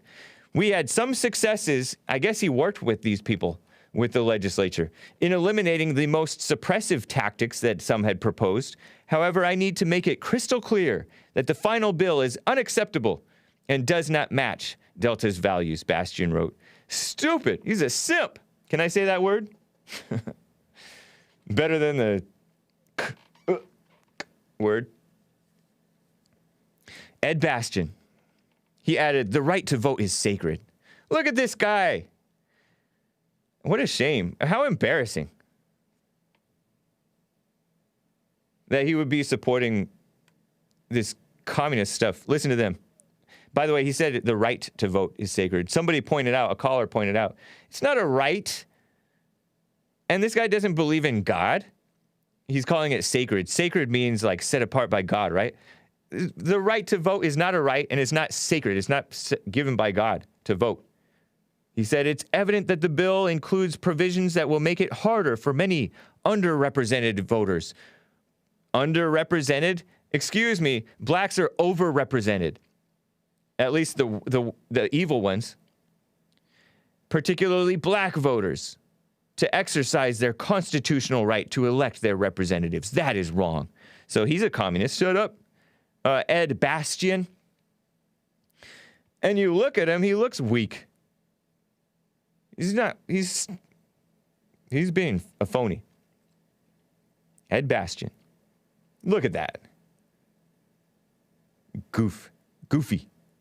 Goof is a bad word in Canada. Sorry, guys. Not on Twitch. You can't say simp, says hate speech. But Clovera on Twitch says, is Delta Airlines based out of Georgia? Yeah, apparently it's based on Atlanta-based Delta Airlines. Ridiculous. Anyway, another couple of sleazy people. Coca-Cola. There's two CEOs of Coca-Cola, apparently. I'm confused by this. I guess big company gets multiple CEOs or something. Alfredo Rivera, the first Hispanic CEO of Coca-Cola, which is headquartered in Atlanta, Georgia, issued a similar statement on Monday to this communist guy, Ed Bastian. After discussing the bill with Georgia businesses, we opposed measures that would seek to diminish or restrict voter access. Look at this guy. Crooked smile, if I ever saw one. You'd never trust a guy with a crooked smile. Well, you know who else has a crooked smile? That Harrison Ford guy. But this guy is like extreme. But, you know, maybe that's just a deformity, right? But this guy, listen to what he's talking about. This is what's really twisted. Diminish or restrict voter access, and we advocated for broad access, voter convenience, election integrity. Why is he mentioning that? And political neutrality, he wrote. He's talking out of both sides of his mouth, this sleazy person, with a forked tongue, right? With a forked tongue, is that when you're doing doublespeak? That's what I mean by it. Anything that inhibits these principles can lead to voter suppression. Stupid. Voter suppression is what they did by, well, I don't want to say it out loud. But you catch my drift. Also, Coca-Cola. One of the first Georgia-based companies to publicly condemn this Senate Bill 202, right? Company CEO James Quincy. Here's another guy. He's a white guy, but he's not even American. James Quincy. He's the Coca-Cola CEO too. Just not the first Hispanic one. But he's British. And look at him. It's a mouthful of teeth and gums. I don't trust him.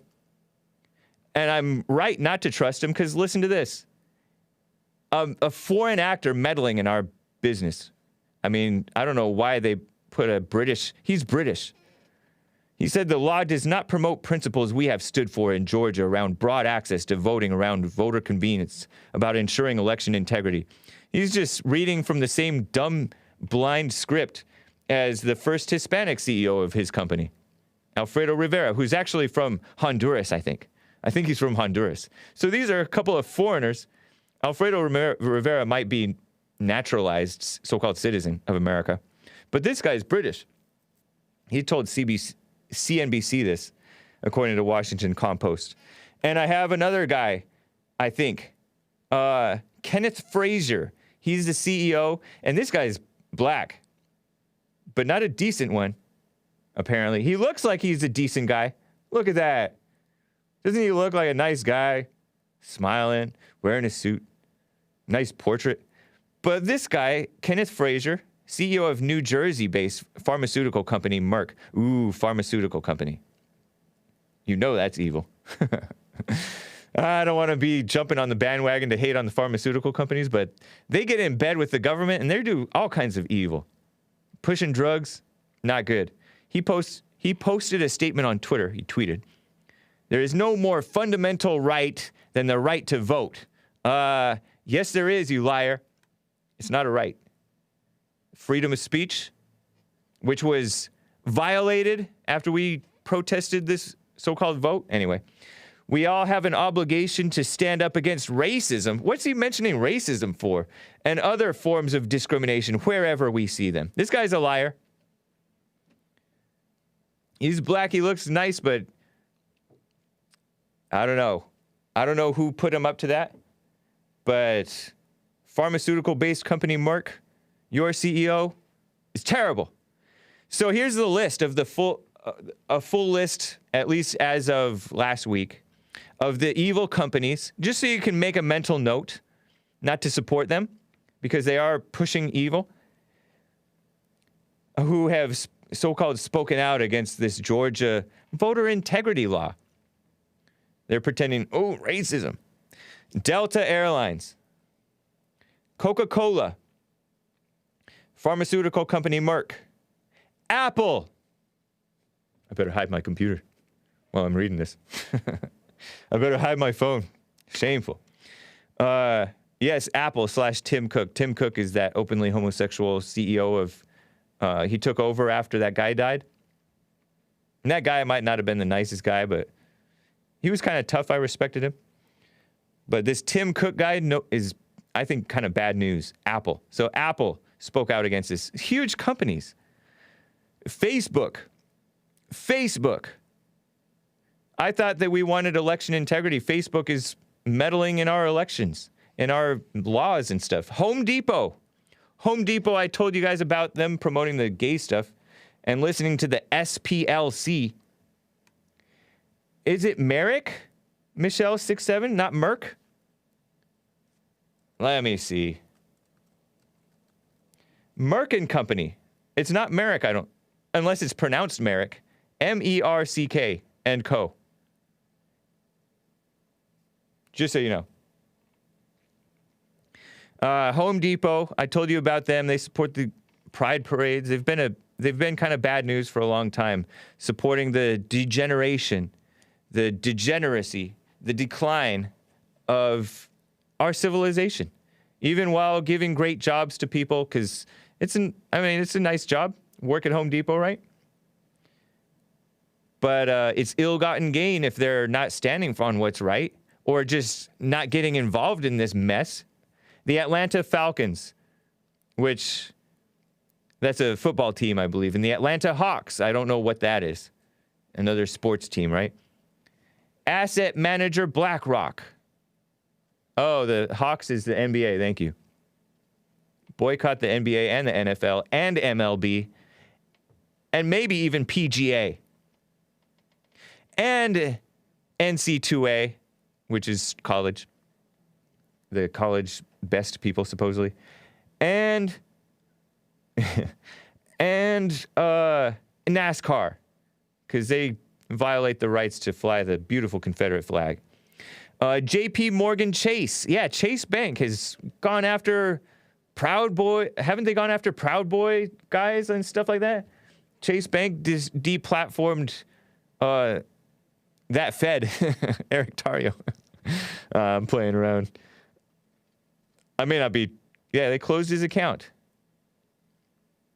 He was running all these liberal web shops. And then there's one conservative one that's kind of tiny, comparatively speaking, but it has some clout, because Proud Boys are well known around the world, honestly. Tracked payments to the Capitol. But this was even before that whole Capitol riot thing, right? Like a year or two before, I want to say. They, these companies are targeting gun people in the gun industry. You can't even Square, PayPal, all these organizations and these credit card companies. American Express, too, by the way, is going after Georgia. Citigroup. If the governor, Brian Kemp, stands his ground against all this onslaught of evil, huge companies, I'm going to be like, right on, buddy. I take back calling you a rhino, maybe. Because, I don't know, I don't know what it's like to face this kind of pressure, or whether it feels like pressure, I would think that it would. Google is another one. Indeed, Google. And Porsche. Is it Porsche or Porsche? Porsche North America. Porsche North America. UPS. What? Or as DMX might say if he were lively. What? Microsoft. Aflac. Aflac being that duck thing that does an imitation of insurance or something like that. Bank of America. B of A. Yeah, all these banks. Cisco. Viacom. Viacom CBS. So that's that I'll put that in bold, and I'll put it in my my blog post for today, so you can check that out. That's from Newsweek. I mean, basically, if you see a big company, it's going to be liberal, and it's going to be against real Americans. Isn't it strange that, like, we're pro-America, and the establishment, which is running America, is anti-America? What a mess.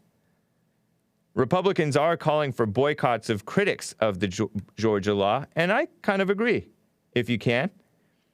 April 3rd letter addressed to Kevin Perry, who's president of the Georgia Beverage Association, from members of the Georgia Republican caucus, requested the removal of all Coca-Cola products from an office suite. Nice.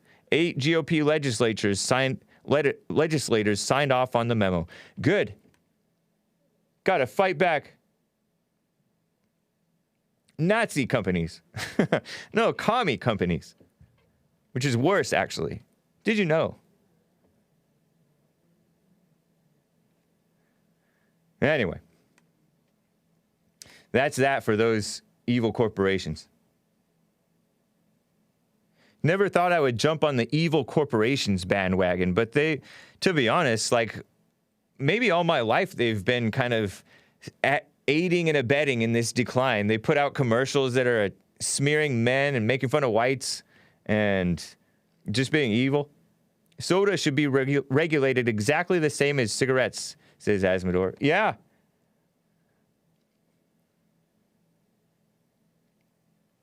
They need to be fat shaming here in America. Trump said boycott Coke, gets caught in a photo op with a Diet Coke on his desk, semi-hidden, says, take care, business bear. Yeah, I mean, this guy, he drinks Diet Coke, so that's what he drank, like Diet Coke after Diet Coke after Diet Coke. You can't expect him not, he probably already had those. He probably ceased purchases, though. He's going to, I don't know what you're going to replace it with. And what can you replace it with? These people own us.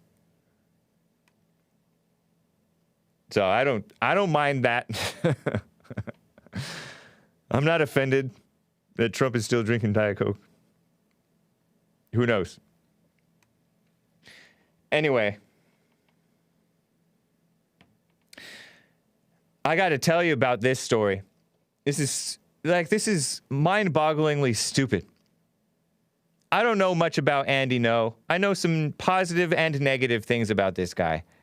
He wrote a book about Antifa, kind of exposing Antifa, and he's been an independent journalist on the streets at protests and riots, and he seems to want to have a little bit of, at least a little bit of integrity in how he covers things, and he presents himself as a fairly honest person.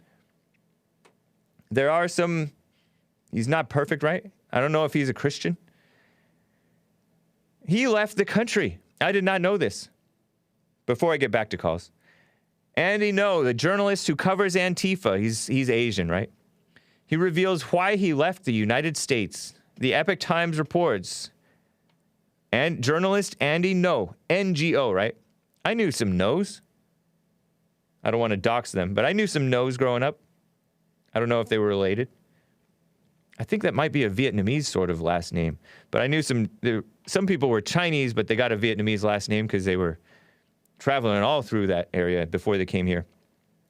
He's the editor of the Post-Millennial. He told Fox News that he left the country amid threats of violence, not only against him, but his family members. I wonder if his family members left too. Crazy, you come to America for a better life, and then this. It just was not safe anymore for me. I had already been on borrowed time, he said, indicating that he should have left a long time ago, maybe. Adding that there was an escalation of safety concerns. When he was covering the far-left Antifa group after the 2016 election, the response to the Democratic outcome,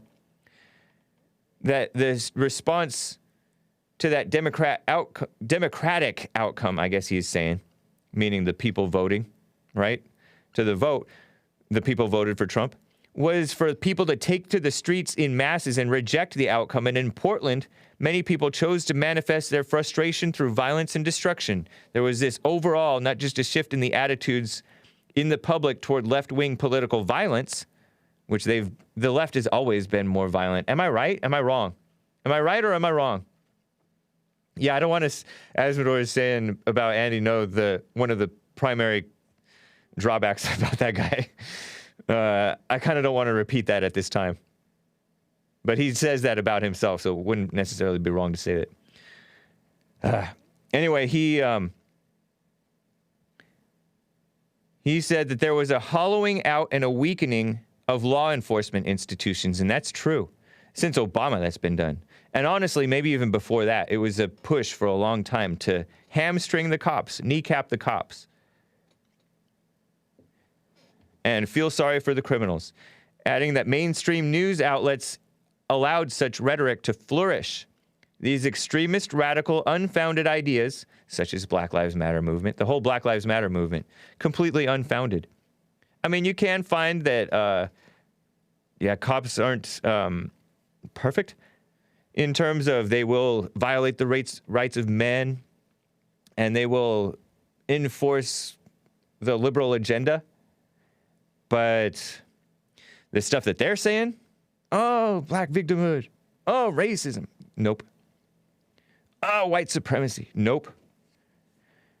He said after every riot that was occurring in Portland and Seattle, this is Andy Ngo talking, the coverage from the local press was not the honest picture about who these masked militants actually were. And they were masked before the COVID mask mandates, right?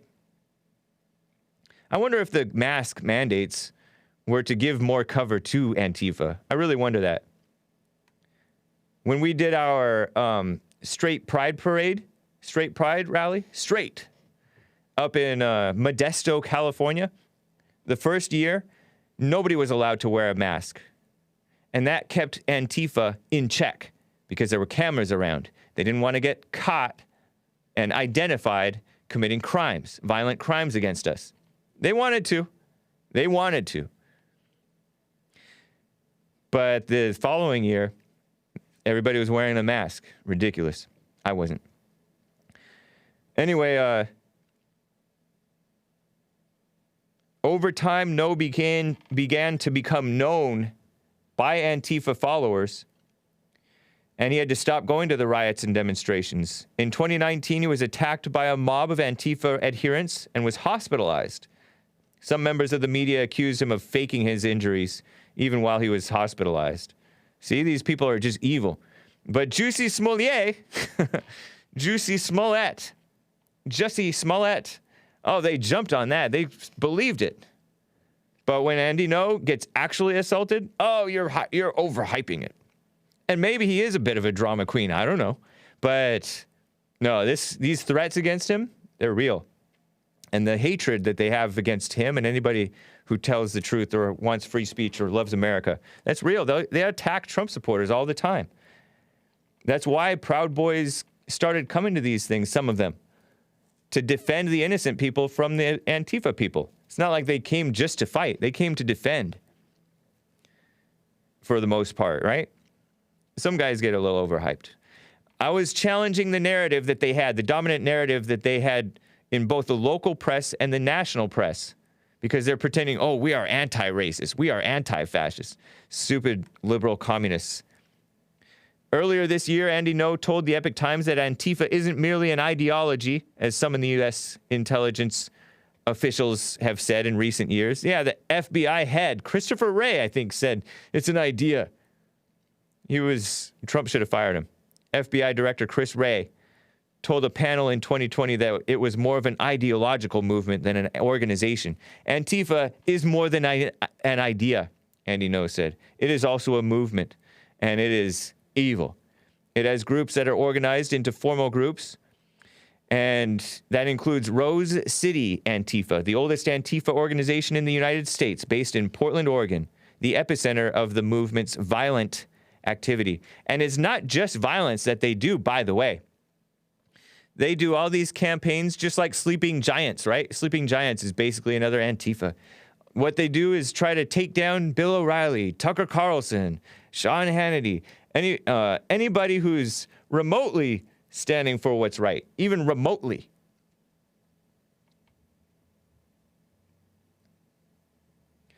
And it's crazy.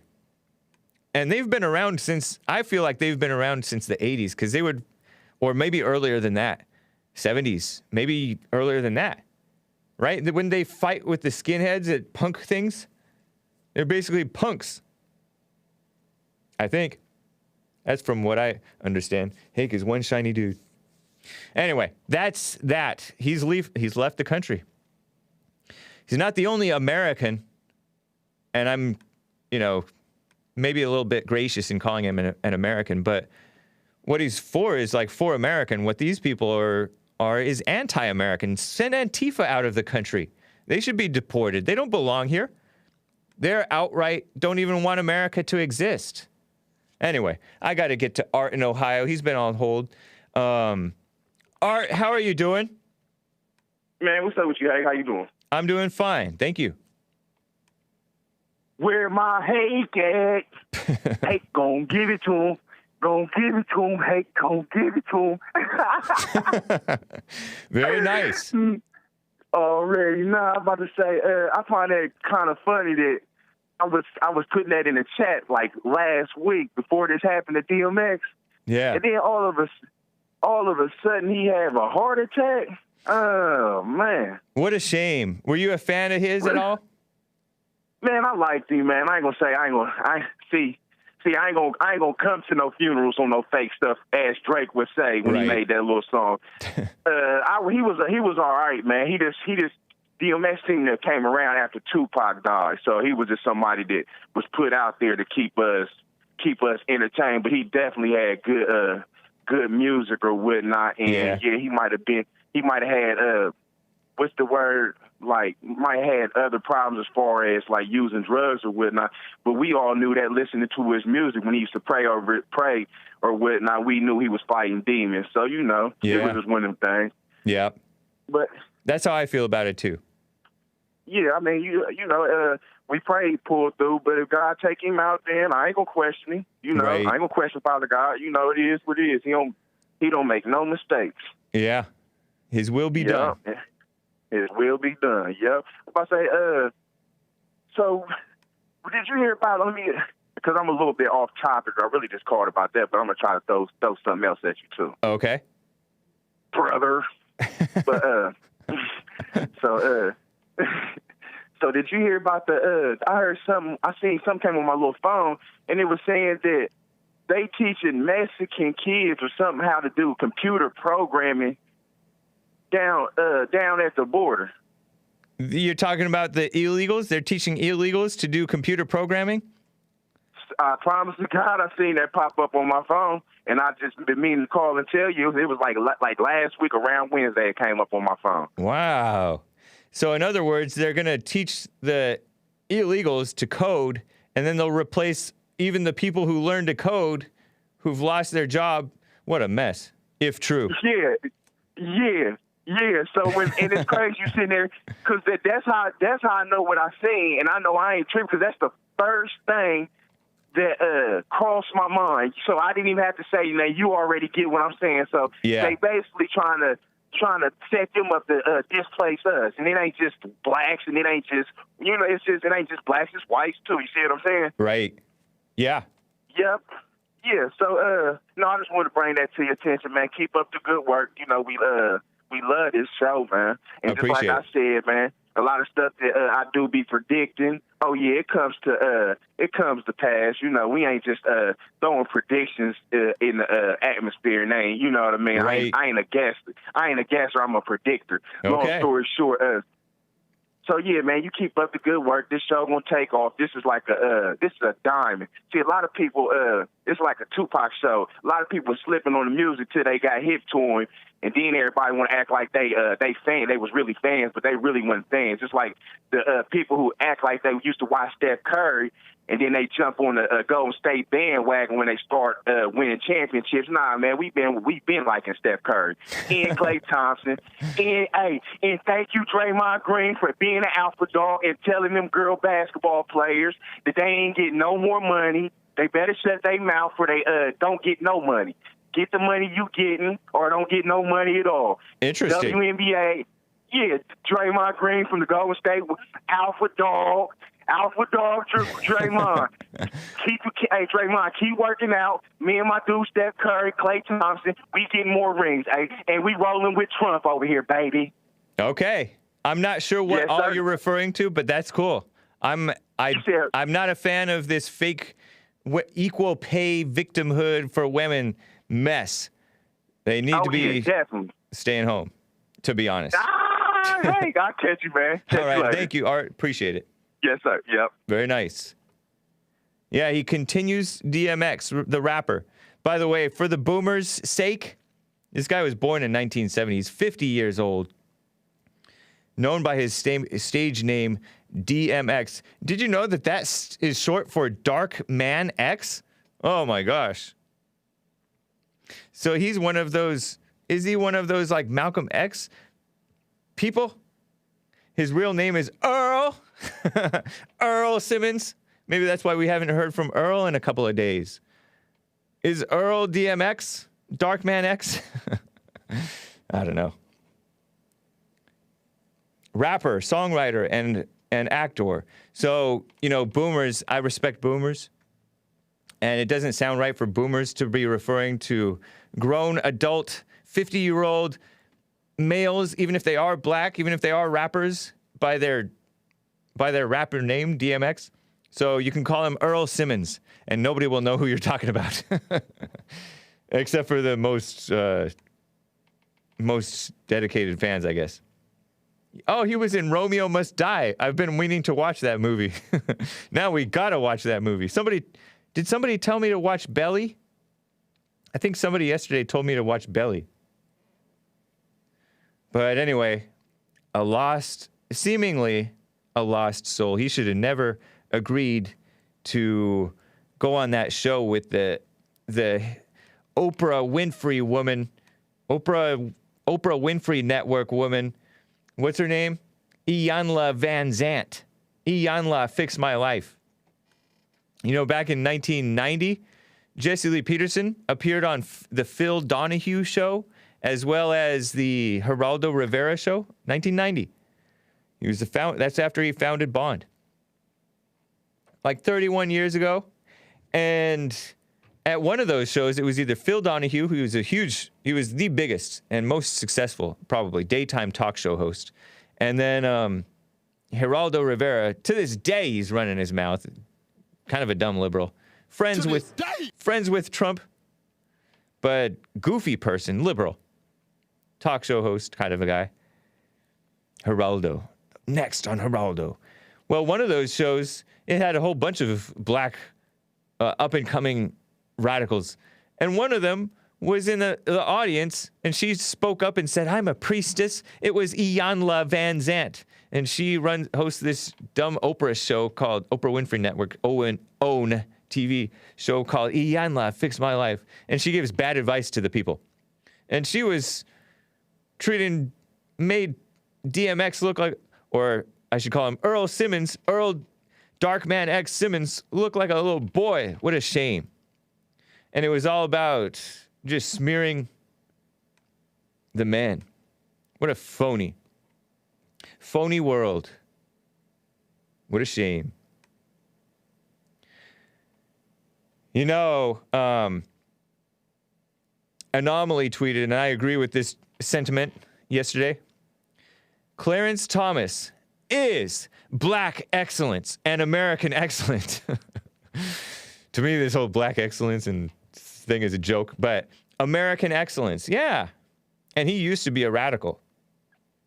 Catch that documentary by him. I heard that it was censored a little bit by maybe Amazon or one of these outlets. Not these degenerate celebrities they put on TV to sell soda, fast food, mental decay, and communism. I agree, Anomaly, former guest of the Jesse Lee Peterson show. A couple of times he's appeared on there. He's been all over I guess he's grown and been on kind of all over the place over the years.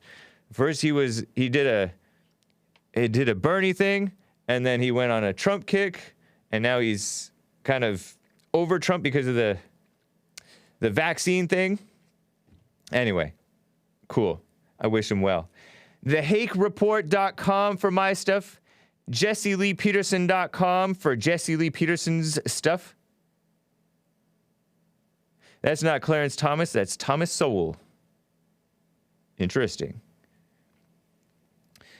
And I no longer have to promote JoelFridayTV.com nor TheGiftedOfDance.com because we're going to come up with something for White Chris, or Chris is going to come up with something to promote instead. Nice. All right, guys. Thank you and take care.